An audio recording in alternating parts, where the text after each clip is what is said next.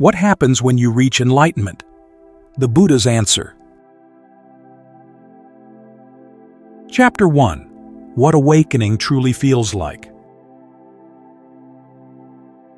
Most people imagine enlightenment as some kind of explosion, a flash of divine light, an earth-shattering realization, or a sudden escape from the world. But the truth, as the Buddha quietly revealed, is far more subtle. Enlightenment doesn't feel like gaining something new. It feels like something unnecessary falling away. It's like realizing you've been clenching your jaw for years and finally letting it go. Or like walking in circles your whole life, chasing a feeling of completeness, only to stop, turn around, and notice you were already whole. That quiet, persistent sense that something is missing, that you're not quite enough, or that life isn't quite right, comes to a gentle end. Not because you've finally grabbed hold of some perfect truth, but because the grasping itself fades.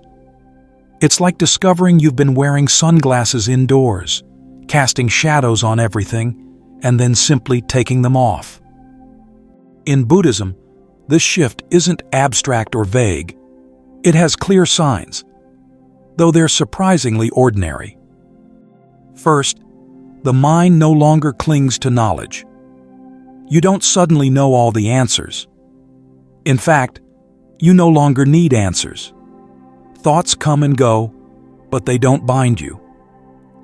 The pressure to figure everything out dissolves, like a tight knot that unravels on its own. The mind becomes spacious, like the sky, open, clear, and unburdened.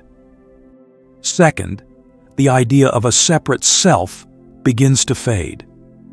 Seeing, hearing, feeling still happen, but there's no inner narrator claiming those experiences. It's like listening to music so deeply that the listener disappears. There's only the music flowing, alive and free. Emotions still arise, but they're no longer personalized. Anger comes like a storm, then passes. Joy dances through the moment, then goes. But there's no me holding on to them.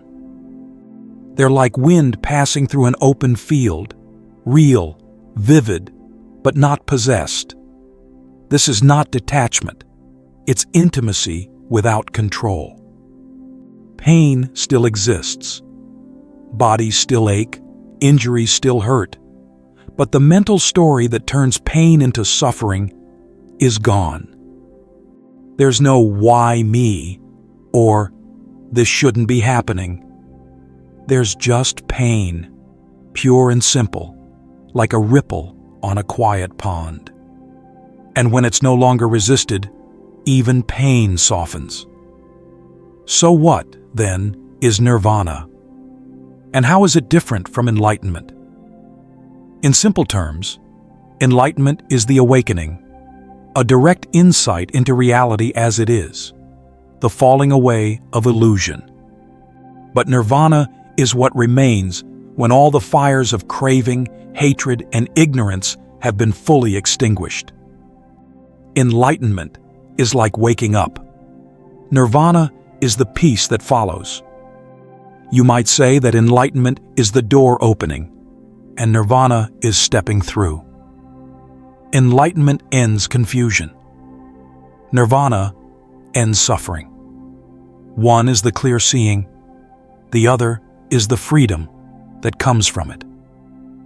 The Buddha described nirvana not as a place, but as a state, beyond birth and death, beyond coming and going. It's not something you reach by effort, but something that is uncovered when everything false falls away. There is, monks, that which is not born, not made, not created, not conditioned. This is nirvana. To the ordinary mind, this might sound distant or strange. But to those who experience it, it feels like the most natural thing in the world, like returning home after a long journey. Without the constant filter of me, life becomes incredibly close. You don't feel love, you are love. You don't search for peace, you are peace. There is no separation left. The Buddha once said, "I am awakened." But he didn't mean a fixed identity. He was using the language of the world to point beyond it. Like how we say it's raining. We know there's no separate it behind the rain. There is just rain, happening. In the same way, there is just awakening. No one owns it.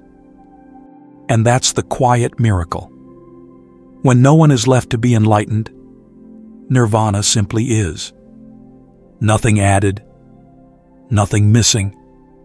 Just the pure stillness of a mind no longer bound by suffering. Chapter 2. Enlightenment Beyond Buddhism. The human heart has always yearned for this ultimate peace, like a flower turning toward the sun. Every culture has its own map to this sacred territory. In Hindu traditions, sages speak of realizing Aham Brahmasmi. I am the Absolute. They teach that your individual self was never separate from the cosmic reality. It's like a wave realizing it was always just ocean. There's something deeply comforting in this teaching. You were never alone, never separate, never less than divine. Islamic mystics follow the path of fana, the complete dissolution of the personal self in divine love. They describe it as a drop of water falling into the ocean. The drop doesn't become the ocean. It realizes it never was anything but ocean. Their poetry speaks of this union with such beauty that it can bring tears to your eyes. Christian mystics speak of union with God, where personal will dissolves into divine will. They talk about dying to self so that only Christ lives through them. This isn't a violent death, but a gentle surrendering, like falling asleep in the arms of love itself. In Taoism, the goal is to live in harmony with the Tao, the natural flow of existence. They practice Wu Wei, which means acting without forcing. It's like a leaf floating on water, moving with the current rather than fighting it. There's profound wisdom in this softness, this willingness to bend rather than break. All these paths share something beautiful. They all lead to the end of the separate, seeking self. The personal story comes to a gentle close, like a book that finally finds its perfect ending. But Buddhism takes a unique turn here, one that might surprise you. While other traditions speak of merging with or realizing an absolute reality, Buddhism looks at this absolute itself with curious eyes. What do we find? Emptiness. Not empty like a void, but empty of the solid, permanent existence we imagine. It's empty the way space is empty, not nothing, but the very condition that allows everything to exist. Everything exists, but not in the way we think. Everything depends on everything else, like notes in a symphony that only make sense together. Your thoughts depend on your brain, your language, your culture. Your body depends on food, air, countless causes. Nothing exists independently. This is called dependent origination, a teaching that shows how interconnected all life truly is. So Buddhism doesn't say you merge with God or Brahman. It says even these concepts arise from dependent causes, like reflections in water. There's no ultimate thing to merge with. There's just the natural flow of life, free from the illusion of separation. This might sound empty, but people who see this describe it as incredibly full of life, love, and natural harmony. This might sound scary or cold at first, But people who realize this describe it as the most natural thing in the world, like coming home after a long journey. It's like finding out you were always home, even when you thought you were lost. The warmth of this realization often brings people to tears. Not sad tears, but tears of relief and recognition. Chapter 3. Can we talk about enlightenment without being enlightened? This brings up an honest question that touches the heart. If someone hasn't seen nirvana directly, how can they speak about it with integrity? Am I just repeating concepts I've read? Or is there something more authentic happening here? This question itself is a form of spiritual honesty that the Buddha would have appreciated. Here's what feels true. When we approach this topic with genuine humility, without pretense or claims, something authentic emerges. We're not trying to impress anyone or prove anything. We're just sitting together, wondering about the deepest questions of human existence. There's something beautiful in this shared curiosity, this willingness to explore mystery together. No one truly understands enlightenment with the thinking mind. It's like trying to taste honey by reading about it. But something deeper in us recognizes truth when we hear it, the way a flower recognizes sunlight. Maybe you felt this, a quiet yes that comes from beyond thoughts, a gentle recognition that has nothing to do with belief or understanding. That recognition itself is a form of awakening. This leads to something the Buddha cared deeply about. How do we recognize authentic spiritual guidance? Throughout history, many people have claimed to be enlightened, sometimes causing great harm. The Buddha gave us a gentle but clear test. Look at their mind and heart, not just their words. Do they still show off, argue to prove they're right, or create divisions between followers and non-followers? Do they crave your belief or worship like someone hungry for attention? Or are they gentle, like wind moving through trees? Do they help without needing recognition? Do they point toward truth without demanding you believe them?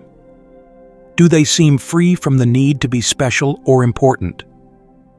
Often, those who are truly awake are the last to claim it, like a master artist who sees only what still needs to be painted. Their life is their only teaching. They don't need to convince anyone of anything because they're not trying to get anything from you. They're like a candle that lights other candles without losing its own flame, without even thinking about the lighting. This is why the Buddha said something revolutionary for his time. Test everything for yourself. Don't believe something just because it sounds wise or because someone famous said it. Don't even believe it because the Buddha said it. See if it actually brings more peace, more kindness, more freedom from suffering into your life. Truth doesn't need your belief to be true. It simply is, like water being wet whether you believe it or not. Chapter 4. Enlightenment, the end of all seeking. So what is enlightenment really? It's not a medal you can wear or an achievement you can put on your spiritual resume. It's what remains when everything you've built falls away.